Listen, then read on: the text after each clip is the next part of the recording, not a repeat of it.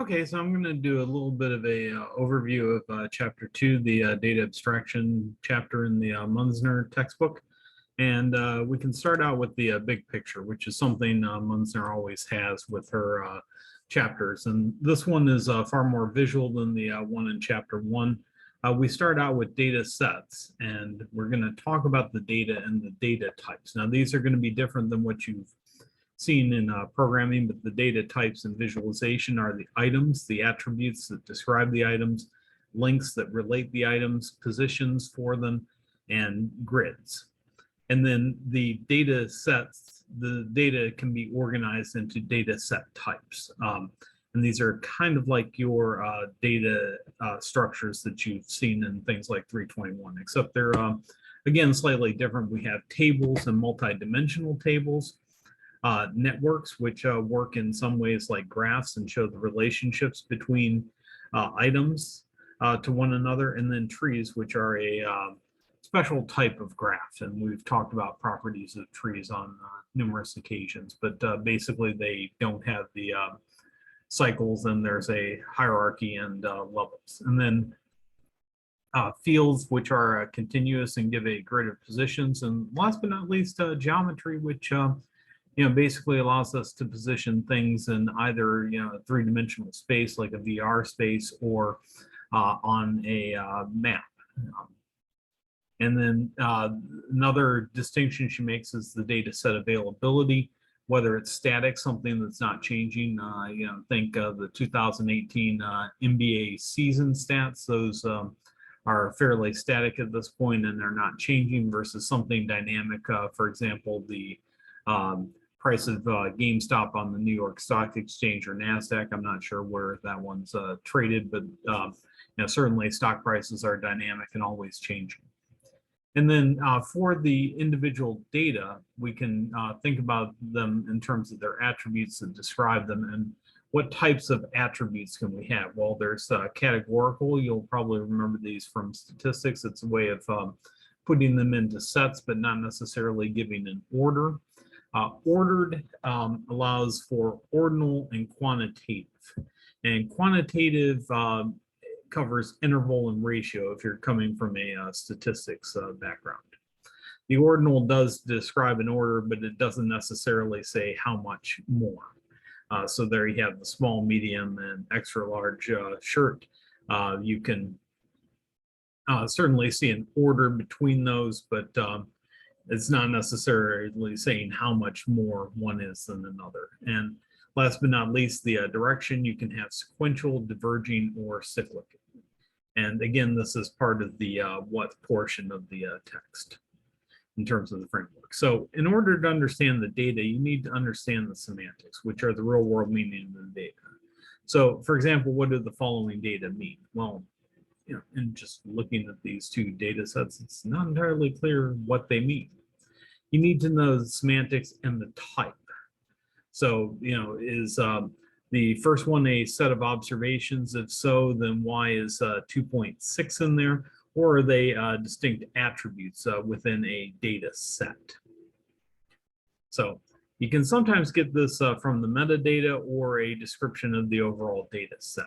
So let's look at what the semantics mean in that one with Basel 7S pair. It's the real world meaning of the data. So here we can find out that the name of the person is Basil. He's 7. His shirt size is small, and his favorite fruit is a pear. So that having the semantics there in the description of the data clears things up for us. There are 5 basic data types, and these are a little bit different than what you encounter in other computer science courses. There are items, which are individual discrete entities, for example, a node in a graph. Attributes, some property that can be measured, for example, a student GPA, or if it's a sport game, the number of points scored per game. Links can show relationships between items, like co-author graphs and science, and positions can show the spatial data in 2D or 3D space, or cartographically. And grids specify the strategy for sampling continuous data in terms of both geometric and topological relationships between their cells.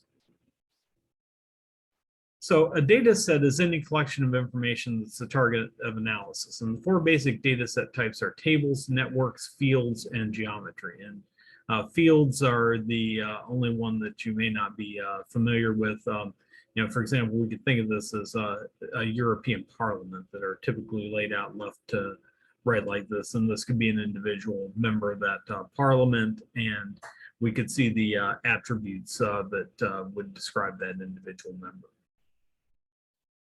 So an attribute is some property that can be measured. We talked about categorical. There's not necessarily an ordering, but we can separate them. So thinking of US political parties, we could have Democrat, Republican, Green, and Libertarian.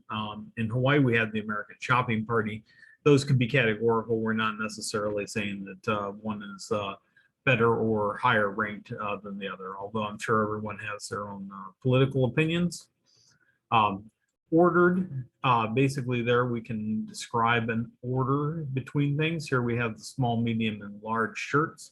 We can certainly say the medium is bigger than the small and the large is bigger than the medium. And then there's quantitative, where we actually have a difference between the two, and we can say how much that difference is. They don't necessarily go into the distinction between interval and ratio level measurement that we do in statistics, but quantitative would cover both of those from a visualization standpoint. And then the ordering direction, whether something is sequential, diverging, or cyclic, and we'll talk about ordering direction and why that's important.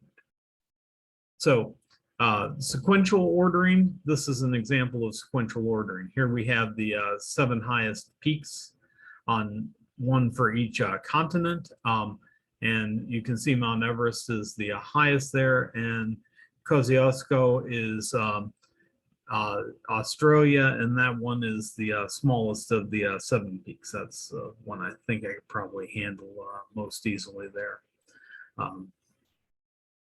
Although I've heard Kilimanjaro is quite hikeable.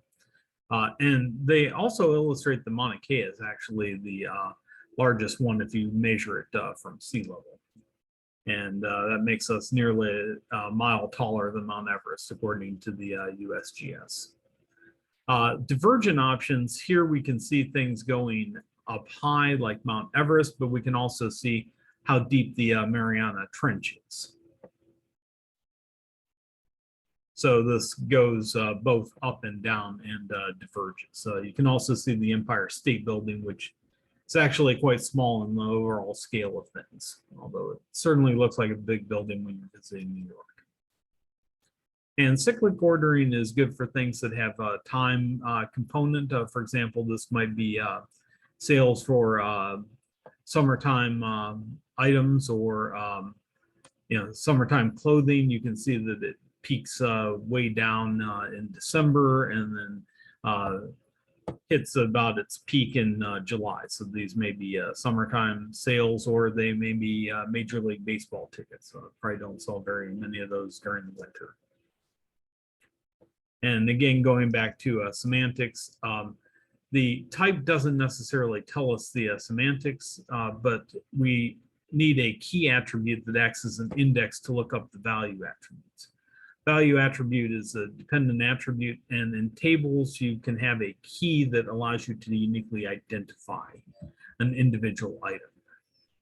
So quantitative attributes are unsuitable as keys because there's usually nothing to prevent them from having the same values for multiple items. For example, if we did points per game in a basketball contest, we may have 2 players that average 9.8 points per game. Or if they're, like me and not very good at basketball, they might average 0 points a game. They have multiple folks that are my level of skill at basketball. And we need to be careful when selecting keys. In this example here, you may think, well, order ID would be a great way to look up an individual item. But you can see there are multiple order IDs that are numbered 32 and a couple that are numbered 70. So it would be really difficult to figure out an individual row from that.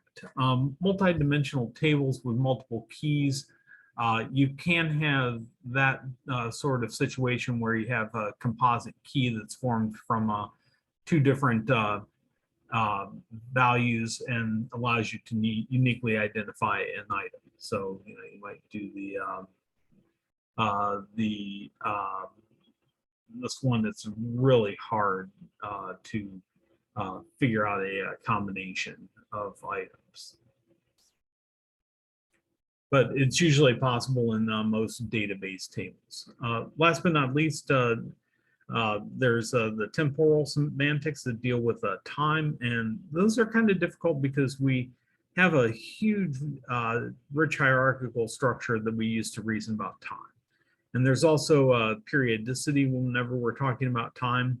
And it's also deeply multi-scale. It can range anywhere from nanoseconds, if we're talking about something happening inside the computer to, millennia to huge amounts of time when we're talking about the, life of the universe. And basically, it involves finding or verifying periodicity at a predetermined scale because we want to know when things are likely to repeat. And data can also be dynamic and change over time. So is time a value or a key? In kind of both of these cases, time is actually a value. The 10 slowest Kentucky Derby winners, there's I believe a couple of them that have the pretty close to the same amount of time that it took them to complete the track. Yeah, Exterminator and Clyde Van Dusen completed in 2 minutes, 10 seconds and 80/100ths of a second. So, their time couldn't be a key, and, certainly temperature wouldn't be a key as well. That would be a value. So thanks so much for watching.